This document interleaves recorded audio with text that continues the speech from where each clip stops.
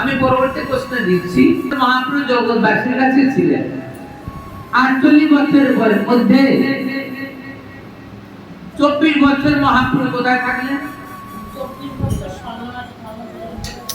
লীলা করেন, সেই লীলা নবদ্বীপে, নবদ্বীপ লীলা বলা হয়। 48 বছর লীলা করছেন নবদ্বীপে। ছোট কাল ধরে জগন্নাথ মিশ্রের পুত্র হিসেবে আস্তে ধীরে ধীরে বড় হয়ে নবদ্বীপে লীলা করলেন।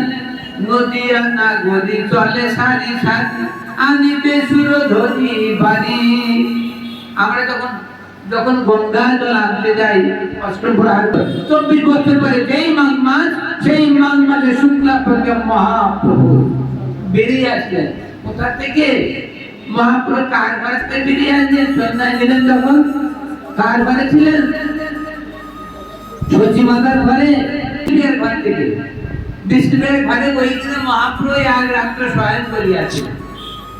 শয়ন নয়, আধা শয়ন।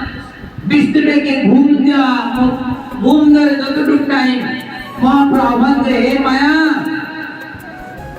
হে মায়া, তুমি বিষ্ণুপ্রিয়ার নয়নে ঘুম দান করো। তখন মা বলে তথাস্তু প্রভু।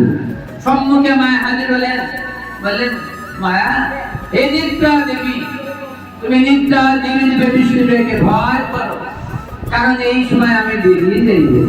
বিষ্ণুদেব দেখে থাকলে আমাকে যেতে দেবে না। তখন সেই মায়া বলেন কি, নিদ্রা দেবী, মায়ের একটা অংশ নিদ্রা দেবী। নিদ্রা দেবী, হে প্রভু কেন ডাকি আছে প্রভু মারে? তা বললেন বিষ্ণুদেব অঙ্গে ভয় করে।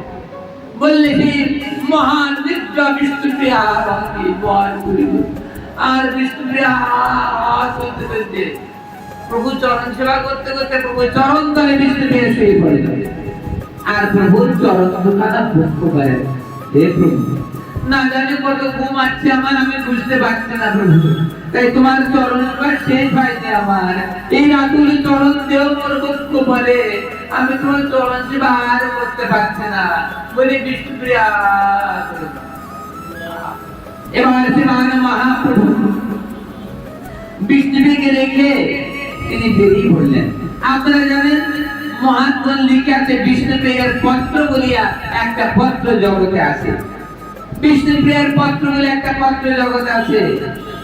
আমি এখন বিষ্ণুপ্রিয়ার পত্র লিখতে যাচ্ছি। এখন ভাবছি আমি যদি বিষ্ণুপ্রিয়ার পত্র লিখি, তাই মহাতের পত্র শুনে আমার পত্র একটু সমস্যা হইবে, আমার অপরাধ পৌঁছাইবে। কারণ বিষ্ণুপ্রিয়ার পত্র নামে মহাজনের একটা পত্র আছে। আমি যদি আমার পত্র যদি বিষ্ণুপ্রিয়ার পত্র বলি তাহলে ঠিক হয় না। তাই আমি লিখছি 108